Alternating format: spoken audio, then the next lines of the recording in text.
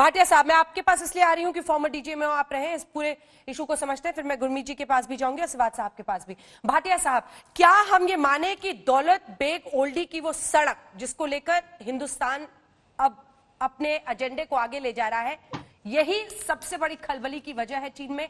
अभी की परिस्थितियों पर आप क्या बताएंगे देश को?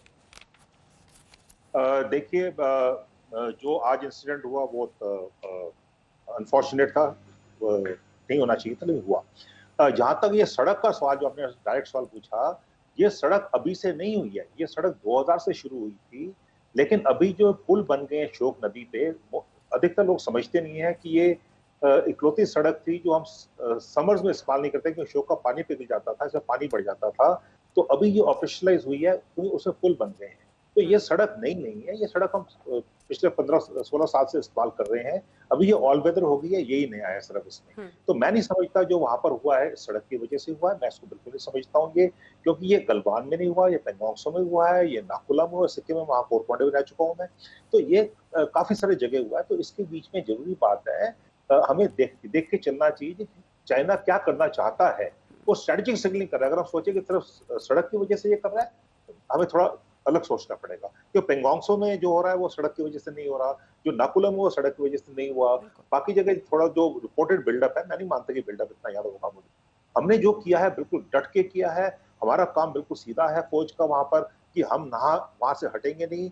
जो हमारी टेरिटोरियल इंटीग्रिटी है उसको वो नॉन नेगोशिएबल है, उस पर 1 इंच नहीं जाने देंगे। और हमारी फौज वहां पर जो ऑर्डर्स हैं वो फॉलो कर रही है और वहां पर बिल्कुल डटी हुई है। ये सबको समझ लेना चाहिए। और जो इंसिडेंट हुआ है इसी कारण हुआ है, ये डीएस्केलेशन चल रहा था। हाँ। और वहां पर जरूरी बात है, देखिए आप जब 16-17 हजार फीट में काम करेंगे, तो जैसे मैं कहता हूँ कि टेम्परेचर तो लो होते हैं वहां पर, -डिग्री में होते हैं, -5-10 डिग्री समर्स में भी होते हैं, लेकिन टेम्पर्स बड़े हाई होते हैं, गुस्सा बड़ा आता है जल्दी वहां पर। तो ये हुआ है, आपस में मुठभेड़ हुई है, वहां पर नहीं होनी चाहिए थी, इतने सालों से नहीं हुई, लेकिन अभी हुई है। अभी आगे क्या करना है ये देखना है, आगे इसको कैसे संभालना है ये बहुत जरूरी है।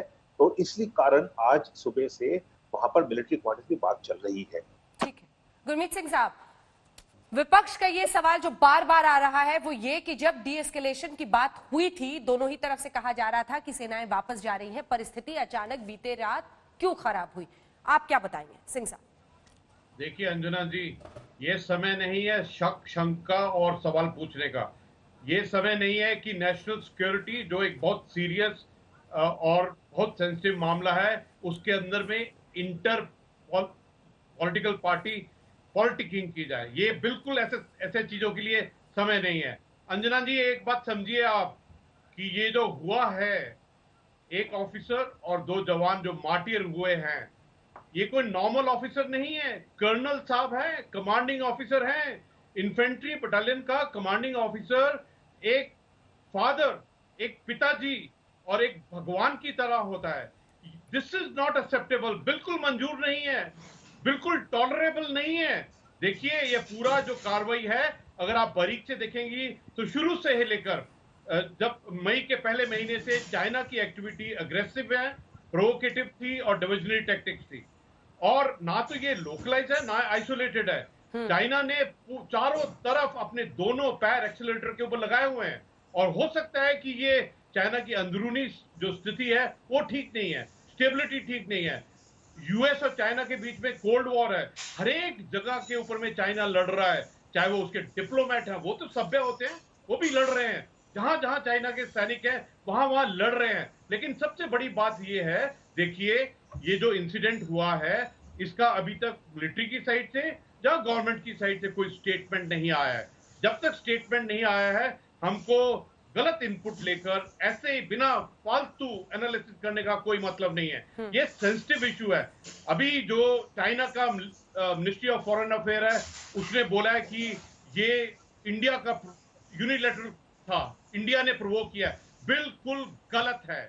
ये पूरा जो यूनिलैटरलिज्म है ये चाइना के कारण हुआ है। जो बॉर्डर डिफेंस कोऑपरेशन एग्रीमेंट है 2013 का, उसमें बिल्कुल क्लियर लिखा हुआ है कि कोई भी साइड यूनिलैटरल स्टेटस को चेंज नहीं करेगी। चाइना ने जो 5 जगह के अंदर में आए हैं, उन्होंने यूनिलैटरल स्टेटस को चेंज करने की कोशिश की है। उस एग्रीमेंट में यह भी लिखा हुआ है कि इस जगह के ऊपर में जहां पर एरिया ऑफ डिफरिंग परसेप्शन है, वहां पर रात को कोई रुकेगा नहीं, कोई टेम्पररी अपना गौरव वल्लभ कंस्ट्रक्शन जी को नहीं करेगा। दिखाइए इनके साथ, ठीक और है। हैरानगी तो ये होती है कि ये पूरा जो इंसिडेंट हुआ है, जैसे इनपुट अभी तक आई है कि ये रात को हुआ है, क्या ये शोभा देता है?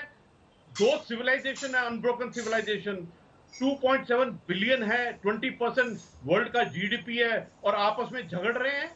जो हमारे मैकेनिज्म है फेस ऑफ को सॉर्ट आउट करने के लिए, जो हमारा एग्रीमेंट है, इसका मतलब ठीक नहीं है। ठीक है। इनफैक्ट मैं तो ऐसे बोलूंगा कि थोड़ा वेट करते हैं जो जो स्टेटमेंट है मिलिट्री की तरफ से या गवर्नमेंट की तरफ से, लेकिन जब तक स्टेटमेंट नहीं आती है, शक, शंका और सवाल, इंटर पॉलिटिक्स बिल्कुल नहीं होनी चाहिए।